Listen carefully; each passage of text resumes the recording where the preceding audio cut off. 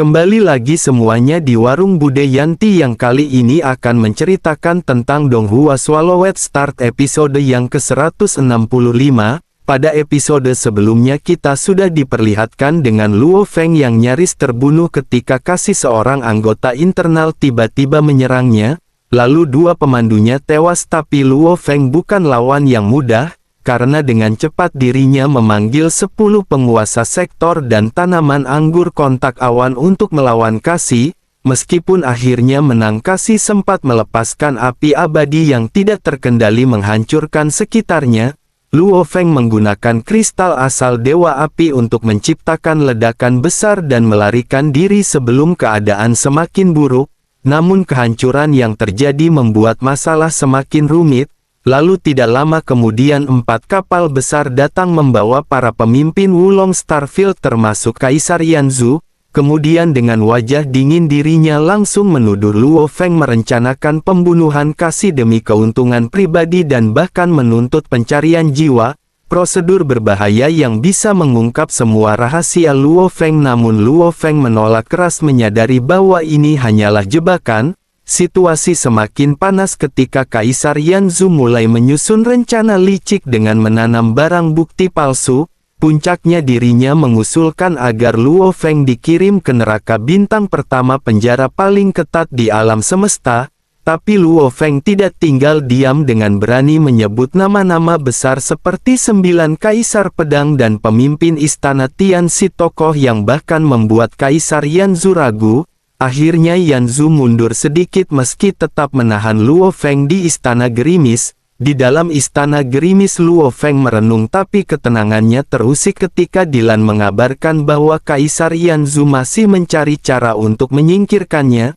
Tidak lama Luo Feng mendapat panggilan dari gurunya Kaisar Truyan dan segera tersambung ke alam semesta virtual.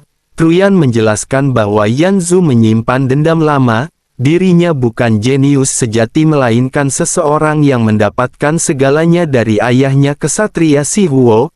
Namun tetap biasa-biasa saja. Kekalahannya dari Truyan di masa lalu membuatnya menyimpan kebencian mendalam, dan kini Luo Feng menjadi sasaran berikutnya. Di istananya Yanzu duduk dengan wajah penuh amarah memikirkan cara membalas dendam. Dirinya tidak bisa langsung menyerang Luo Feng, tapi dalam hatinya dirinya bersumpah akan menjatuhkannya suatu hari nanti. Di episode selanjutnya, di dalam Pulau Guntur di alam semesta virtual berdiri sebuah istana hitam megah yang memancarkan aura mengerikan. Di bawah bayang-bayangnya Kaisar Long Jue berlutut dengan penuh hormat, dahinya hampir menyentuh tanah. Dari dalam istana yang kelam suara berat dan berwibawa menggema. Putra Si Huo terus mencari masalah dengan Yan sejati, tetapi dirinya bodoh karena memilih untuk berhadapan dengan Luo Feng. Bagaimanapun Luo Feng adalah salah satu dari 10 bibit terbaik yang diakui di antara para jenius. Menghukum tanpa bukti itu hanya lelucon. Di atas singgasana duduk sesosok makhluk menakutkan dengan tubuh kokoh yang tertutup baju besi bersisik hitam. Sepasang tanduk menjulang dari kepalanya, sementara cakarnya yang tajam dengan santai menggores sandaran tangan singgasana menciptakan suasana yang menusuk telinga. Tekanan tidak berbentuk menyelimuti sekeliling membuat siapapun yang merasakan kehadirannya menggigil ketakutan. Beri perintah, suara itu melanjutkan. Lepaskan Luo Feng. Tanpa menatap ke atas, Kaisar Long Jue menjawab iya, lalu segera menghilang dari alam semesta virtual. Di Wulong Starfield, di dalam kastil megah tempat Kaisar Yanzu berdiam, Kaisar Long Jue datang sebagai tamu. Yanzu yang cantik bersantai di singgasananya menikmati pijatan dari 2 wanita roh fantasi yang menemaninya. Dari tempat duduknya yang memandangi luasnya ruang angkasa yang dipenuhi benda terapung tidak terhingga, Puncak telah memberikan perintah untuk melepaskan Luo Feng, ujar Long Jue dengan nada serius. Yanzu mendongak sedikit, matanya menyipit. Atasan yang mana? Kesatria Yao Mo, jawab Long Jue singkat. Nama itu membuat mata Yanzu sedikit berkedut. Kesatria Yao Mo bukan sekedar legenda. Dirinya adalah perwujudan pembantaian sosok yang membangun reputasinya di atas darah dan kematian. Dikenal sebagai dewa kematian dalam perusahaan alam semesta virtual. Jika perintah ini datang darinya maka tidak ada ruang untuk membangkang. Yanzu menghela nafas, saya tahu apa yang harus dilakukan. Namun Long Jue belum selesai. Dengan senyum tipis dirinya melanjutkan, Luo Feng adalah salah satu dari para jenius yang sangat dihargai. Kehilangan 10 juta elemen campuran bukanlah apa-apa dibandingkan kehilangan bakat luar biasa seperti dia. Mata Yanzu berbinar, dirinya menangkap makna tersembunyi dalam kata-kata Long Jue. Perusahaan alam semesta virtual tidak akan membiarkan siapapun mengusik Luo Feng tanpa alasan kuat. Jika dirinya bersikeras melawan maka dirinya sendiri yang akan berhadapan dengan eselon tertinggi. Long Jue tersenyum dan berpamitan meninggalkan Yanzu yang kini termenung di singgasananya dikelilingi oleh lapisan kulit binatang kabut klan iblis yang lembut. Licik sekali gumamnya, dirinya bermain sebagai orang baik di kedua sisi. Namun meski harus melepaskan Luo Feng, Yanzu tidak berniat menyerah begitu saja. Dirinya memanggil bawahannya Wei Nien dan memberinya perintah rahasia. Pergilah ke rumah Luo Feng, bumi sembunyikan salah satu kristal abadiku di sana.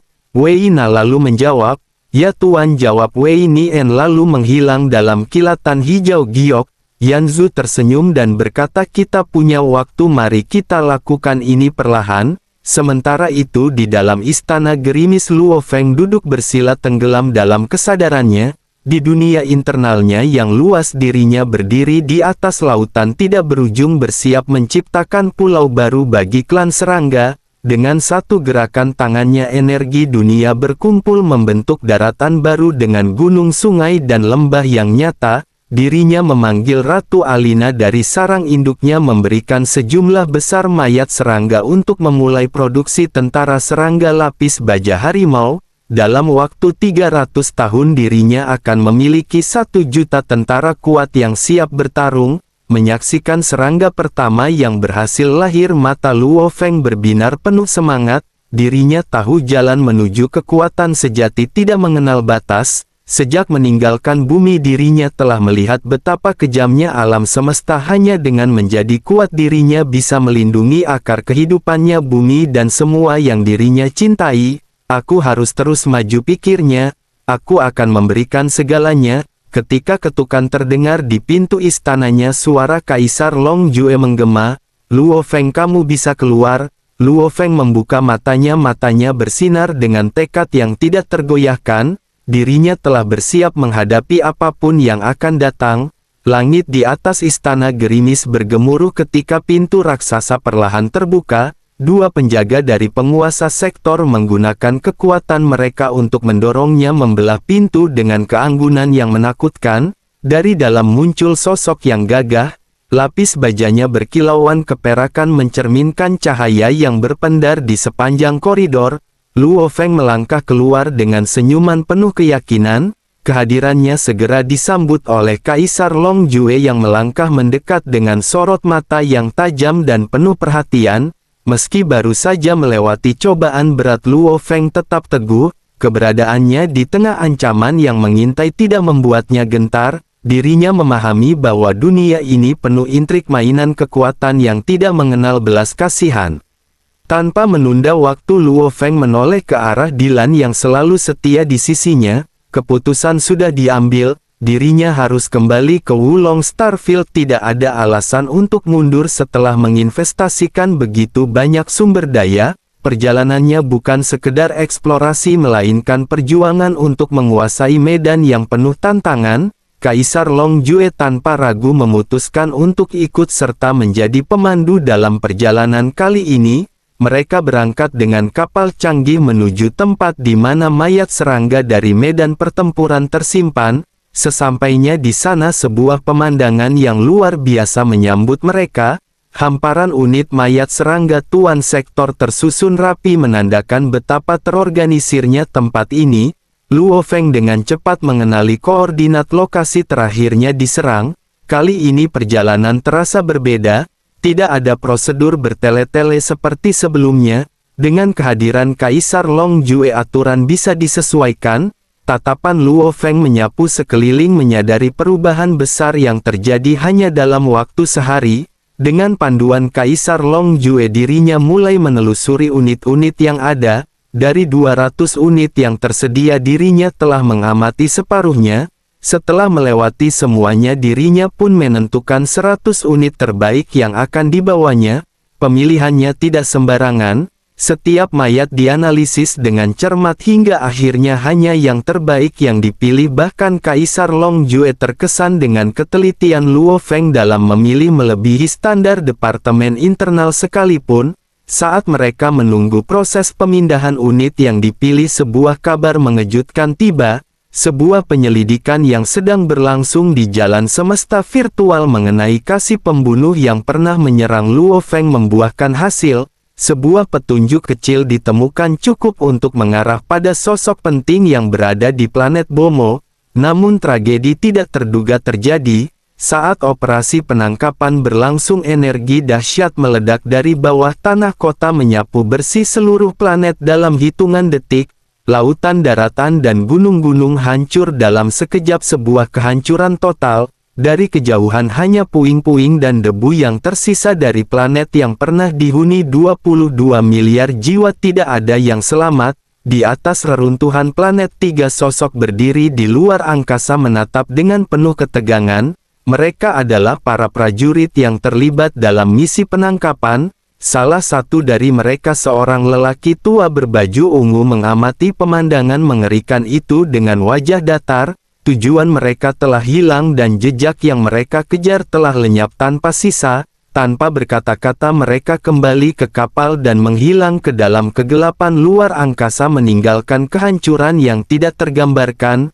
Kabar ini sampai ke Luo Feng di Wulong Starfield. Kaisar Long Jue bergegas menemuinya dengan wajah serius. Dengan suara berat dirinya mengungkapkan apa yang terjadi di planet Bomo. Ledakan dahsyat yang menghancurkan seluruh planet bukanlah kebetulan. Itu adalah tindakan balasan dari organisasi rahasia milik klan serangga. Sebuah kekuatan misterius yang dikenal ahli dalam penyusupan dan kontrol jiwa. Ketika salah satu pion mereka terancam, mereka tidak ragu untuk mengorbankannya. Bahkan jika harus menghapus seluruh planet dalam prosesnya. Luo Feng mendengarkan dengan rahang mengeras. 22 miliar jiwa lenyap dalam sekejap mata. Dunia yang dirinya hadapi bukan sekedar pertarungan fisik tetapi juga permainan strategi dan pembalasan yang brutal. Kini lebih jelas dari sebelumnya, dirinya telah masuk dalam daftar target pembunuhan mereka. Tidak ada jalan mundur, dirinya harus siap menghadapi pertempuran yang jauh lebih besar di masa depan. Luo Feng memahami situasi yang dihadapinya dengan serius. Keberadaan klan serangga menjadi ancaman yang tidak bisa dianggap remeh. Dirinya tidak pernah berniat untuk memiliki sarang induk mereka, namun kini dirinya telah menjadi target. Baginya siapapun yang menginginkan kematiannya boleh terus bermimpi, bahkan jika ajalnya tiba dirinya akan memastikan lawannya menerima serangan keras sebelum itu terjadi. Pikirannya bekerja cepat mencari strategi terbaik untuk menghadapi upaya pembunuhan klan serangga. Kecepatan perhitungan dari komputer kuantumnya memungkinkan dirinya menganalisis berbagai kemungkinan dengan efisien. Salah satu opsi yang muncul adalah membiarkan klan Mosa membawa inti utama dan tetap berada di tempat yang aman, sementara tubuh bumi miliknya terus menjelajah. Namun dirinya segera mencoret pilihan itu. Jika tubuh buminya terbunuh, banyak pihak yang akan mengira dirinya benar-benar telah mati, termasuk perusahaan alam semesta virtual. Dan jika kemudian dirinya menciptakan tubuh baru, kecurigaan akan muncul. Seorang penguasa domain tidak seharusnya memiliki tubuh abadi. Luo Feng memahami bahwa satu-satunya cara untuk menghadapi situasi ini adalah dengan tetap menjaga inti utamanya. Meski tetap berisiko, itu adalah pilihan terbaik yang bisa diambilnya saat ini. Setelah merenung sejenak, dirinya pun mengangguk menegaskan keputusannya. Setelah berbicara sebentar dengan Kaisar Long Jue, sang kaisar kembali ke kamarnya untuk beristirahat. Proses pengumpulan 100 unit mayat serangga oleh 2 pemandu berjubah putih membutuhkan waktu 3 hari, sehingga tidak ada gunanya terus mengobrol. Luo Feng pun memanfaatkan waktu untuk menyusun strategi dan merancang rencana berikutnya. Di ruangannya Luo Feng menghubungkan kesadarannya ke jaringan alam semesta virtual. Dalam sekejap dirinya berada di ruang belajar pribadinya di wilayah Prima Gunung Yuxiang. Dirinya membuka laptop dan memasuki folder harta karun. Matanya menyapu berbagai kategori, teknik senjata peralatan hingga bentuk kehidupan. Fokusnya tertuju pada kategori harta karun di mana dirinya segera menemukan daftar dunia buatan yang bisa dibeli. Dunia-dunia ini tersedia dalam berbagai bentuk mulai dari villa dunia, rumah dunia, sabuk dunia hingga cincin dunia. Semakin kecil dan padat dunia yang dikompresi semakin mahal harganya. Luo Feng memahami prinsip ini mengingat penguasa sektor pun dapat menciptakan dunia internal mereka sendiri. Namun menciptakan cincin dunia dengan ruang yang sangat luas memerlukan bahan-bahan yang jauh lebih berharga. Tanpa ragu Luo Feng memilih untuk membeli cincin dunia model F10 dengan kapasitas 100 juta kem. Sebagai anggota wilayah primal dirinya mendapat diskon 30% sehingga hanya perlu membayar 7 elemen campuran. Setelah melakukan transaksi sebuah suara lembut mengonfirmasi pembelian dan memberitahunya bahwa pengiriman akan dilakukan ke Wulong Starfield. Luo Feng menutup laptopnya dengan senyum di wajahnya. Dengan cincin dunia ini dirinya bisa mulai menjalankan rencananya setelah meninggalkan area penyimpanan. Ancaman dari klan serangga memang nyata namun dirinya bukanlah seseorang yang mudah dijatuhkan. Jika mereka ingin membunuhnya mereka harus bersiap menghadapi kejutan yang telah dirinya siapkan. 3 hari kemudian dua pemandu berjubah putih akhirnya kembali dengan mayat-mayat serangga yang dikumpulkan. Dengan penuh hormat mereka menyerahkan hasil pencarian kepada Kaisar Long Jue. Dalam sekejap ruang kosong di dekat mereka dipenuhi dua gunung mayat setinggi 10 km. Luo Feng mengamati tumpukan itu lalu menganggukkan kepala sebelum menyerapnya ke dalam dunia internalnya. Proses ini memicu riak dunia sama seperti ketika dirinya menyimpan sarang induk klan serangga sebelumnya. Dengan mayat yang telah dikumpulkan Long Jue memastikan bahwa tidak ada masalah. Kini Luo Feng memiliki sumber daya yang cukup untuk langkah berikutnya. Sang kaisar kemudian menawarkan apakah Luo Feng ingin mencari harta karun di gunung sampah.